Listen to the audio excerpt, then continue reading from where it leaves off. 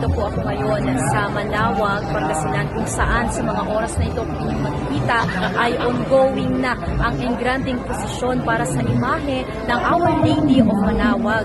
At sa mga oras nga na ito mga kapuso ay formal nang nagsimula ang posisyon pagkatapos lamang nitong misa kung saan nauna kanina yung mga patrol car na sinundan po ng mga obispo at ng mga pare. At saka naman susundan nitong nag-iisang karosa. Ito po, sa karosa po ito mga kapuso, dito naman po nakalagay yung imahe ni Apo Bakter. At maliban dyan mga kapuso, susundan naman ito ng mga LGU employees at ng mga mananampalataya. Sa mga oras na ito mga kapuso, kung inyong makikita ay marami pong mga deboto, mga mananampalataya na nandito ngayon na kanina pa nakaabang sa pagdaan ng posisyon.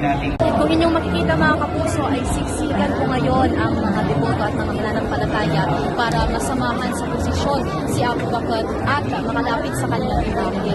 Sa kalagitnaan nitong posisyon na ito mga kapuso ay may mga natutunghayan tayo na mga street dance performances mula sa iba't ibang mga drop and nerd corps at mula rin sa iba't ibang mga banda.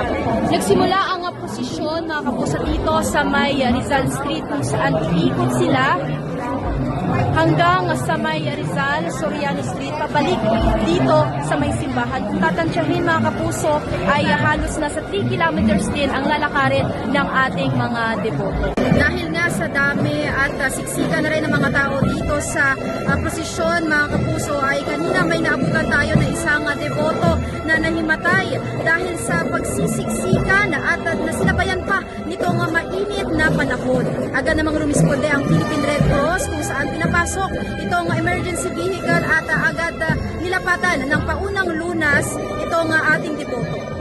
Yan muna ang mga latest mula rito sa Manaoag, Pangasinan. Ako po si Sandy Salvacion ng GMA Regional TV, GMA News.